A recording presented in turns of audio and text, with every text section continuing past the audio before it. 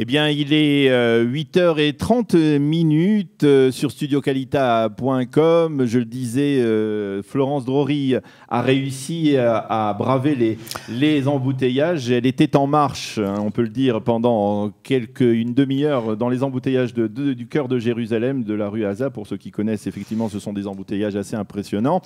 Alors, elle est parmi nous. Nous allons donc tout de suite nous la présenter parce qu'il faut qu'elle se présente. Florence, d'abord, bonjour, Boker Tov, merci de nous avoir rejoints. Alors, Florence, je crois que je ne crois pas me tromper en disant que pour beaucoup de francophones d'Israël, vous êtes une quasi inconnue. Alors, je voudrais que vous vous présentiez. Bonjour à tous, excusez-moi pour ce retard.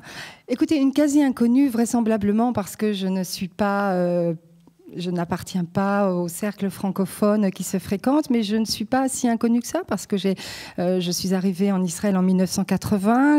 À l'époque, j'avais ma petite renommée. J'étais très active dans la communauté diplomatique, dans la communauté politique, auprès du Parti travailliste. J'étais dans les milieux cinématographiques. Donc après, c'est vrai, je suis partie à l'étranger avec mon mari. On reviendra là-dessus. Voilà, il faut souligner que vous êtes l'épouse de Mordechai Drory, qui a été ambassadeur d'Israël en Italie, ambassadeur d'Israël à Bruxelles auprès de l'Union européenne, qui a été ministre plénipotentiaire aussi à l'ambassade d'Israël à Paris. Et donc, effectivement, dans le milieu diplomatique, on va dire, vous êtes très certainement connu, peut-être un peu moins, donc, on va dire, dans le landerneau francophone. Hein, oui, c'est vrai, mais c'est ça la gâcheur. Et si je ne m'abuse, vous-même, vous avez mentionné votre volonté de discrétion, hein, même dans une sorte de présentation, de ne pas vous, si je ne m'abuse, hein, dans la présentation que vous avez faite de vous. C'est-à-dire que je ne suis pas nécessairement pour les coups de com', pas nécessairement pour les sbroufs. Je pense qu'on peut être extrêmement actif, extrêmement efficace en rencontrant les gens, en leur parlant, en allant vers eux, en étant à leur écoute. Et oui, c'est un petit peu ça. Je suis réservée, disons. Alors, vous avez obtenu l'investiture d'En Marche, le parti d'Emmanuel Macron, le nouveau président de la République. Comment cela s'est-il décidé et quand, plus exactement? Mais écoutez, alors quand j'ai été investie la semaine dernière, exactement, jeudi, il y a 8 jours. Donc c'est très récent, je le savais depuis 2-3 jours seulement officiellement. Mais ça s'est fait exactement comme pour les autres. J'ai présenté mon dossier, j'ai expliqué quelles étaient mes connaissances, mes réseaux sur la 8e circonscription. J'ai défendu aussi mon passé, j'ai une activité, je suis nouvelle en politique, je représente le renouveau que veut Emmanuel Macron, je suis une femme, mais c'est vrai aussi que j'ai une certaine expérience politique puisque j'étais très active dans les milieux sociaux. Au sein du Parti socialiste. Tout à fait, au Parti socialiste français. J'étais aussi à l'époque, dans les années 80, j'étais très proche de Avoda. Et donc cette expérience politique que j'ai, mais qui n'est pas une expérience à l'Assemblée nationale ou dans les institutions, font que je représente en effet le renouveau. Je me retrouve en Emmanuel Macron tout simplement parce qu'il porte cet espoir, il porte cette volonté de renouveau, de créativité, de sortir la France, de casser les immobilismes. Et ça, c'est quelque chose à laquelle je suis très, très attachée. Alors, vous avez été responsable de la section Yitzhak Rabin du Parti socialiste en France. Donc, sur le plan politique, vous aviez une identité très claire. Mais vous avez quitté cette section. Et finalement, aujourd'hui, en perspective des législatives, on a le sentiment qu'il y a un candidat apparemment très clair à droite, c'est Meir Habib, mais il y a plusieurs candidats qui sont issus du Parti socialiste à gauche. C'est-à-dire, il y a Daphna Poznansky, qui était l'étiquette qui représentait le Parti socialiste lors de la précédente consultation.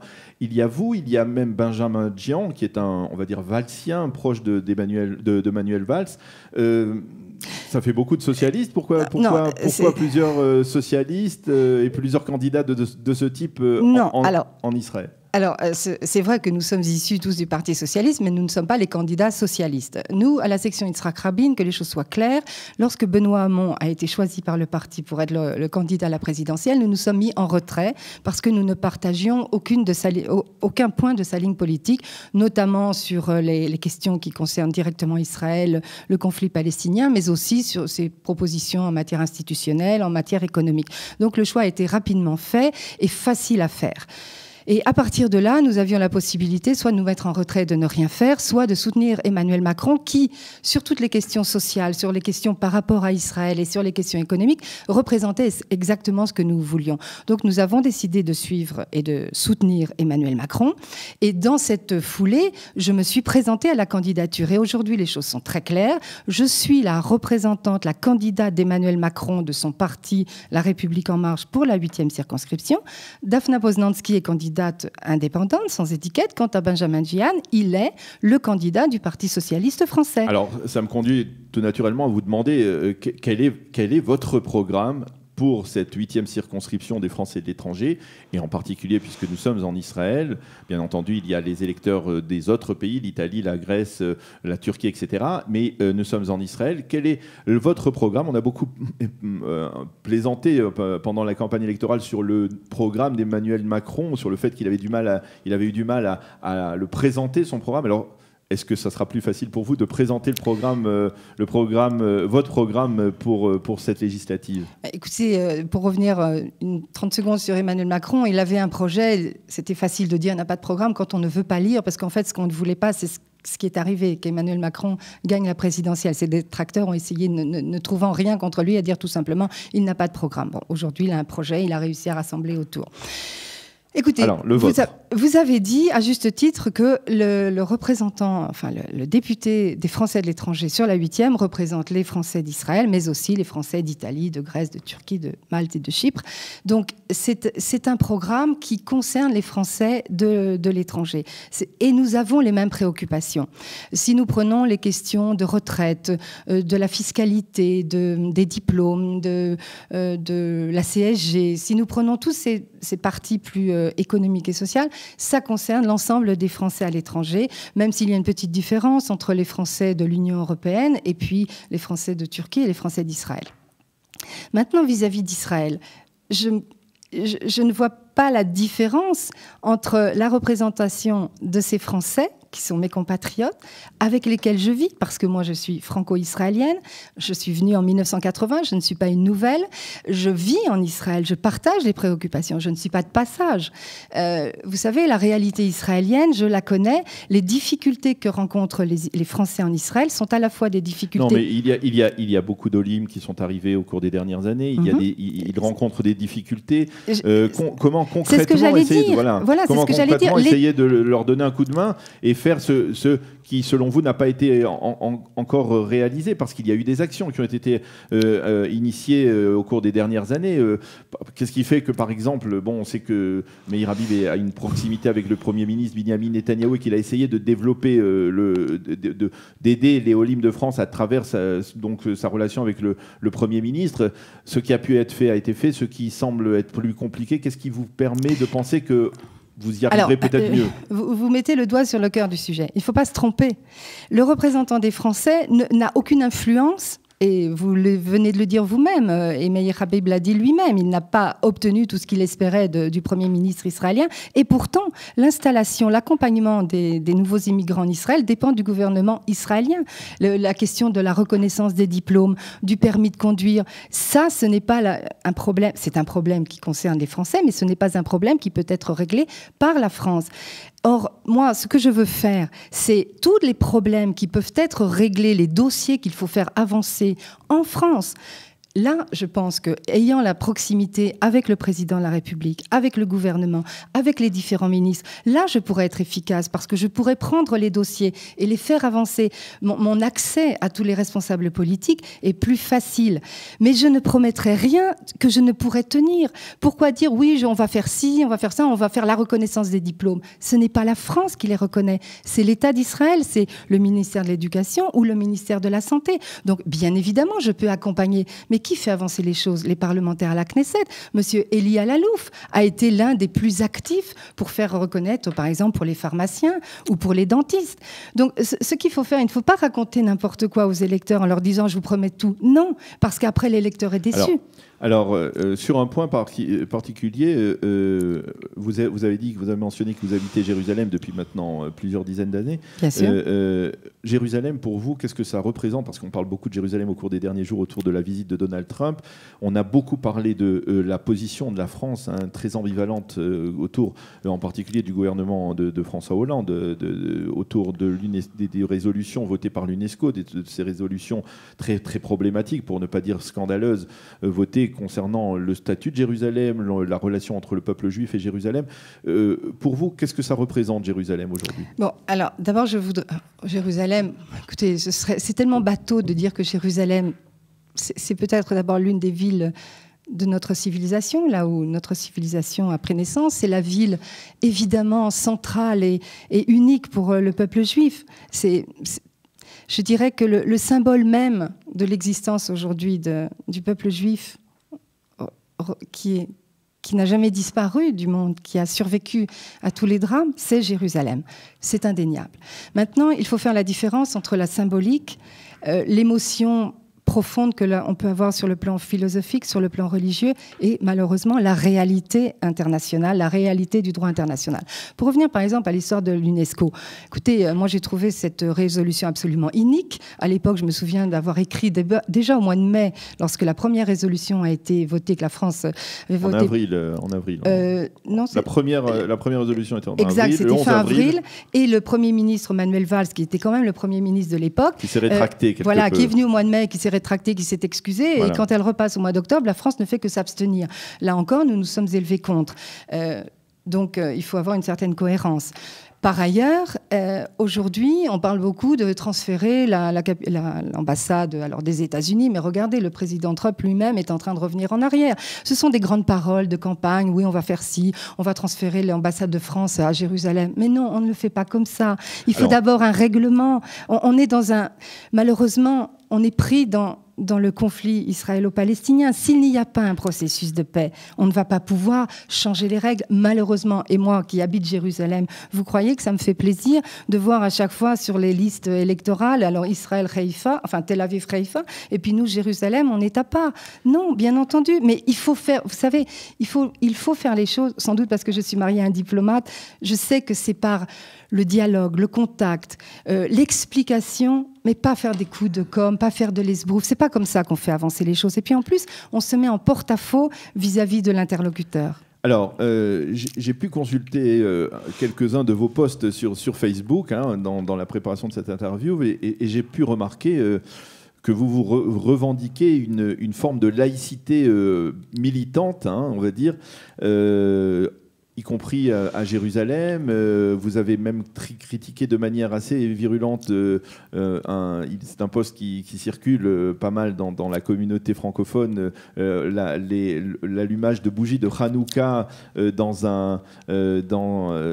à Paris, à l'aéroport de Roissy. Alors, de ce point de vue-là, vous revendiquez votre laïcité Écoutez, je suis vraiment désolée que ce post ait fait une telle polémique, parce que je n'ai pas critiqué l'allumage des bougies. J'ai simplement fait remarquer que l'aéroport de Paris, dans cette zone, est une zone publique.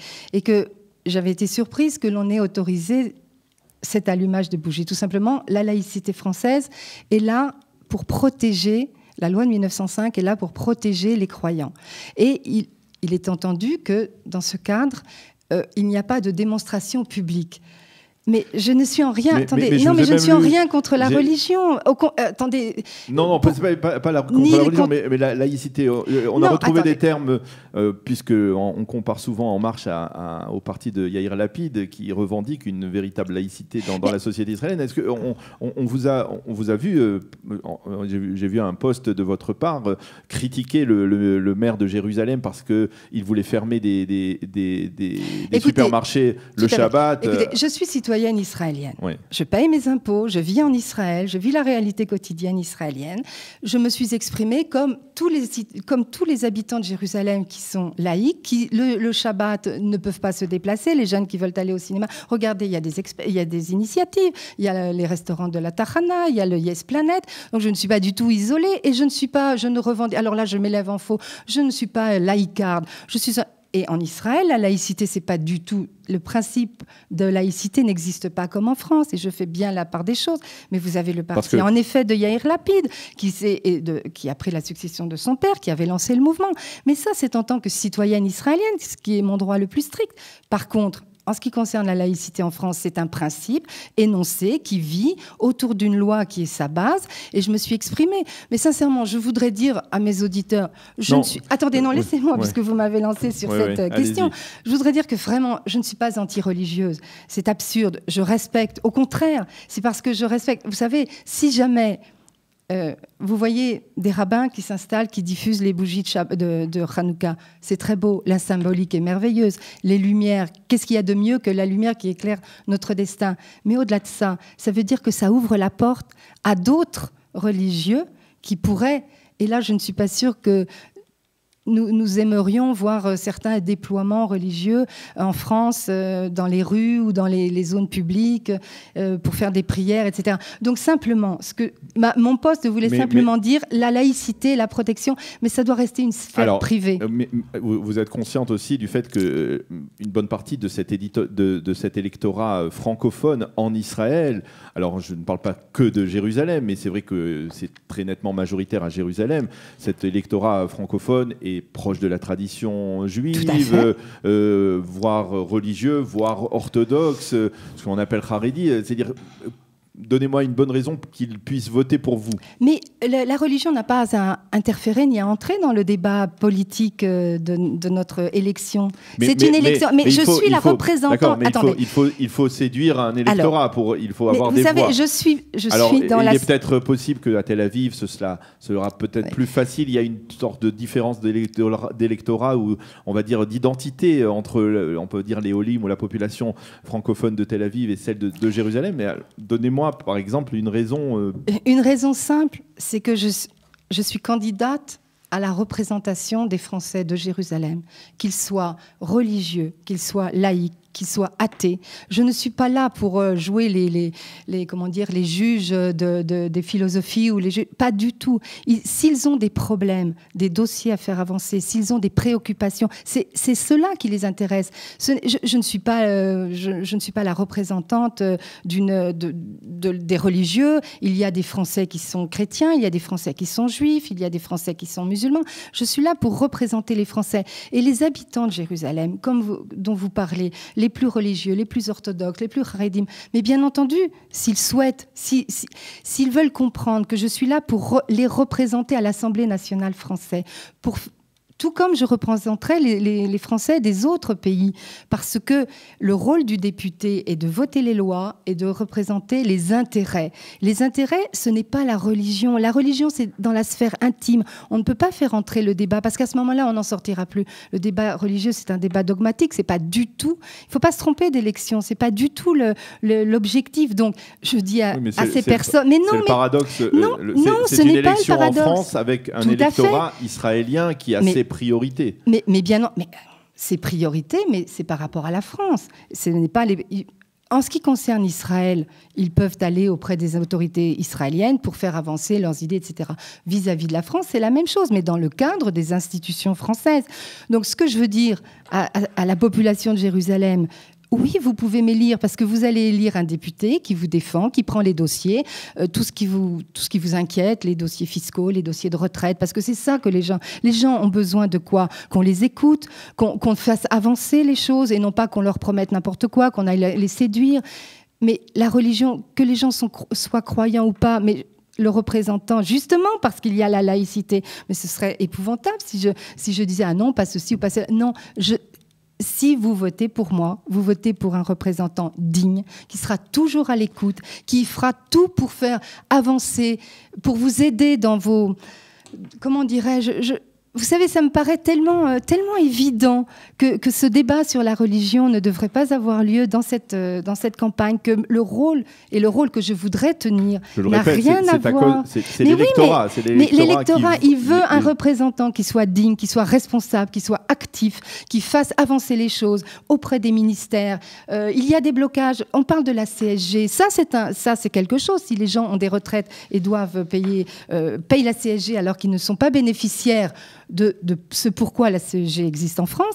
Donc ça les intéresse. Ils ont des problèmes de reconnaissance de diplôme. Ça, c'est leur préoccupation. Les infirmières qui ne sont pas aujourd'hui, qui ne peuvent pas s'installer en Israël facilement, ça, c'est une préoccupation quotidienne. Vous comprenez ? Les certificats de vie qui ne sont pas du tout encore mis en place, numérisés, ça, c'est un problème pour les Français. Alors, vous savez, qu'ils soient religieux ou pas, ils viendront s'adresser à la députée en disant peut-être qu'elle peut nous aider. Et oui, je suis là. Et si les citoyens français Haredim veulent venir, je sais que je suis une femme, peut-être que ça leur sera plus difficile, mais moi, je suis à l'écoute. Moi, je suis là pour vous, pour eux, comme pour les autres Français de la circonscription. Il faut bien se le dire. Ok, merci Florence Drory, merci d'avoir répondu à nos questions, merci de vous être déplacée avec beaucoup de difficultés. C'est la moindre des choses et je suis encore désolée. Au studio de studioqualita.com. Il est 8h50, bonne chance et à bientôt. Peut-être que nous aurons l'occasion d'ici la fin de cette campagne électorale des législatives de nous reparler. Alors à bientôt, shalom Florence Drory. Merci beaucoup, shalom à tous. Dans quelques secondes, nous serons en ligne avec Sam Pinto, qui est le président de l'Alliance israélite universelle en Israël, Kol Israël Chaverim. Nous parlerons un peu d'éducation avec lui.